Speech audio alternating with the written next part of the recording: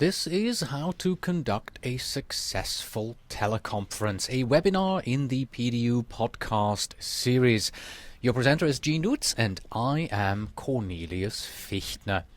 This is the 5th module. We've looked at hard tools, time management, content, ground rules, and we are now moving into the soft tools.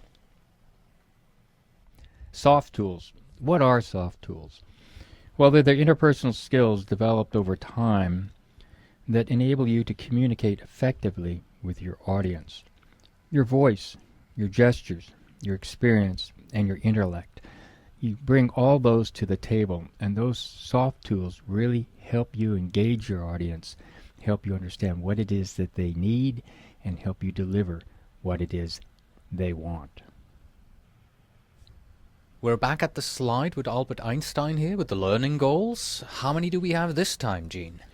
We have 4, and those learning goals are how soft tools will help you control the teleconference, how soft tools help you persuade others to participate in the teleconference, how soft tools make you a better listener, and finally, how soft tools enhance your leadership skills.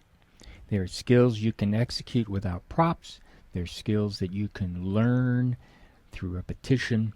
They are skills that you can become effective in using. The clock. You might say, well, what does the clock have to do with soft skills? Well, the clock is going to enable you to manage your time. It's going to allow you to be firm, allow some latitude in what you do. You use that, once again, as a tool, and then you manage the situation with that. The clock provides you the visual parameters that you need to use in order to achieve your goals.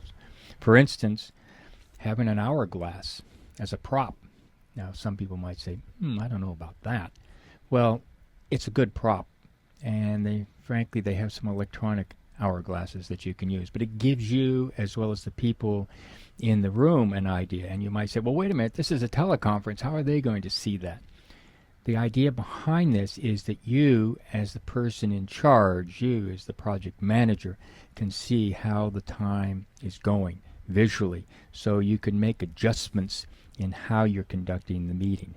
So you can curtail discussion if that's necessary. You can reschedule items if you think that that's necessary. And you can adhere to the end time, which is very important. So by having this clock in front of you, you have a tool that you can use visually to manage your time. The next would be what I call the carrot, the old carrot and stick. The carrot is, you want to err on the side of praise. You can accomplish a lot more with praise as compared to admonition. When you let people know that they've done a great job. I mean, accolades inspire, admonishments impede, and ambiguity baffles. Really, I think it's better to be straightforward as far as, yeah, that was a great job, Tim. Or, Tim, that's not quite what we wanted. Rather than, oh, Tim, yeah, okay. And then go on. Yeah, I can see that. It's the person give him going, something, right? Well, what do you mean? Well, yeah. Give the praise. It really works. It really makes you feel, wow, I'm a participant. Even though I'm not in the room with you, I'm on the teleconference, you're listening to what I have to say, and you really feel my part is important to this event. The reflector. What is the reflector? Well, by that I mean you clarify when necessary. It's like looking into a mirror. You can see who you are, and when you're talking with somebody, especially on one-to-one in person, you're constantly gauging what they have to say by their body language. What you have to do in a teleconference is you clarify. That is, you'll ask, just a moment, Ed, what was that? Or a even better way is, Ed, it's my understanding that you feel that the amount of time we spend on this particular activity is really out of line. Am I correct? Well, what you're doing is reflecting on what that person has said. You're clarifying it so everybody understands what's being said, and gives the individual the opportunity to say, yeah, you're right, Gene, or, well, no, that's not exactly what I meant. This is what I meant. So it's very, very important to do that, to allow others, or to let others know that you hear what they have to say, and by reflecting back or parroting back, you're enforcing that, oh, yes, indeed, Gene does know what's going on. Or any other participant. You want other participants to do the same thing. It's not just the project manager doing this, but there are others that will want to clarify. The voice. We've heard about the voice a couple of times already. We have a cartoon here. What are we talking about?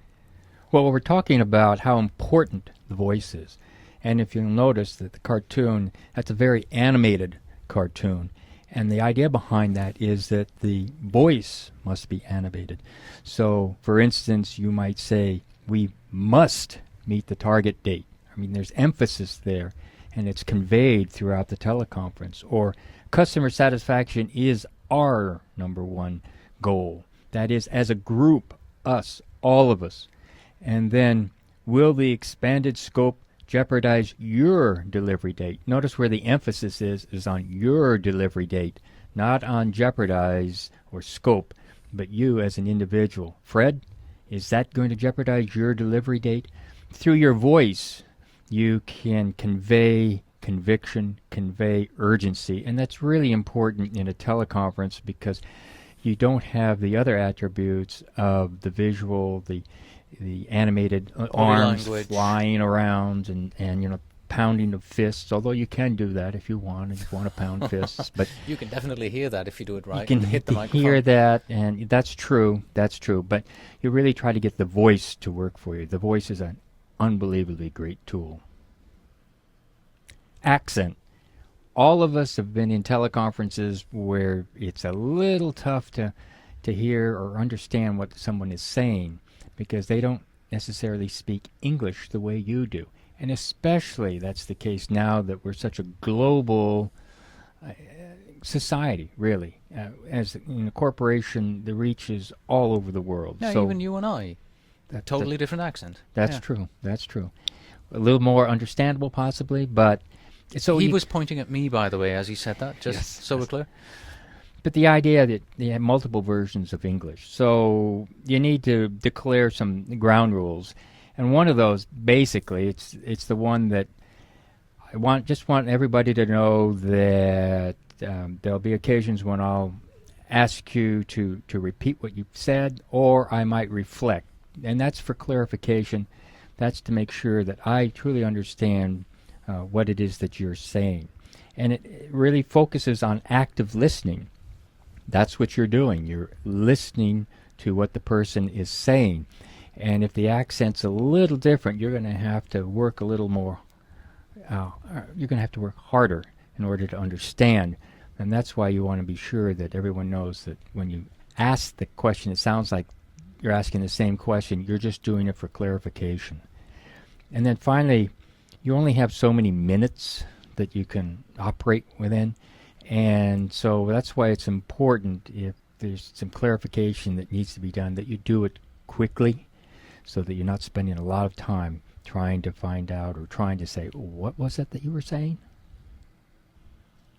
On this slide, the feather, we're not only going to see that Gene knows his stuff about teleconferencing, we're also going to learn that he is a graphic artist, because the feather that you see now, you designed that. So what's the feather all about? The feather is just a reminder that you want to tickle your team with open-ended questions. And what I mean by that is, don't say, do you agree?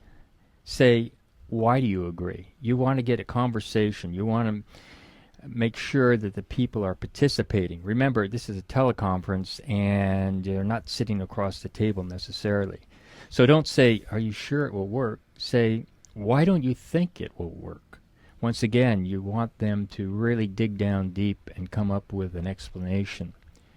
The hows, whys, and whats are what stimulate feedback, and that's what you want. That's part of the process in coming to a decision, or part of the process in clarifying, is so that everybody understands. Not easy to do, but something you work at, you'll get better at, and the results are really worth the effort. As a project manager, you're really a director. You are a facilitator. You want to get things done. So you really want to encourage different views. You want to avoid groupthink. You want to seek alternative opinions. During this teleconference, that's what you're trying to find. Well, what do you think? Is this the best approach? And get that input. What you're doing is you're rewarding individuals really for thinking outside the box. That's part of the process. Once again, I realize it's difficult to do, but the more you focus on that, then it'll become automatic. The participants will say, well, I know Gene really wants some input here from me, so I'm going to offer that. And it'll help in the process. And you'll be able to resolve conflicting reviews much easier, because individuals will say, okay, I can present my point of view, they'll listen, and then a decision will be made. But the idea, once again, is why you're having the teleconference, you need to bring people together to make a decision. Or it could also be from informational session. But I'm looking more from a decision. You need Jane, you need Harry, you need Phil. They need to be part of the process because the decision needs to be made, and they're going to help implement that decision.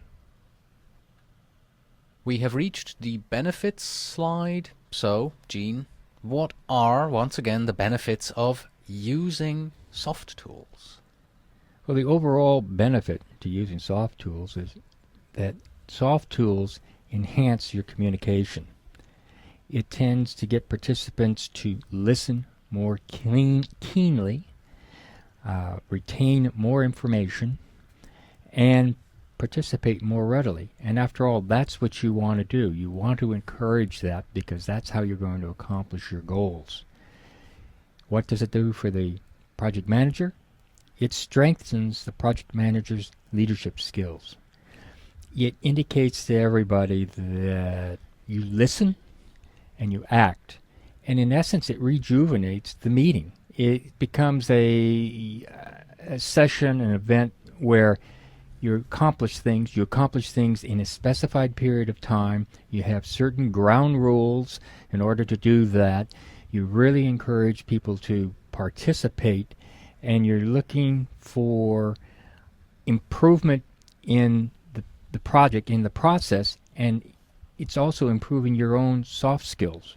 The more you work on your soft skills, the better you'll get at it, and you'll achieve your goal of, number one, better communication, and also accomplish your objectives, your deliverables on time and on budget. And how many tips do you have for us this time? I have 3 tips, Cornelius. These are 3 tips for better soft tool development. First, be a stimulator. Encourage individuals to participate. Be creative. If you can't think of a way, maybe you have somebody that's really reluctant to participate, you have to figure ways around that. You have to determine, okay, how can I get Jane to participate more? Because Jane's input is really important. So maybe you need to have one-on-one with Jane. Maybe you need to go out and have lunch with Jane. Maybe you need to, since Jane is in England and you're in California, just have your own little teleconference between you and Jane. But you've got to come up with a way to get Jane to be more participatory. And then what I think is really critical is to be yourself. If you can be yourself in the meeting, then it comes across. People say that, oh, he really enjoys conducting these teleconferences.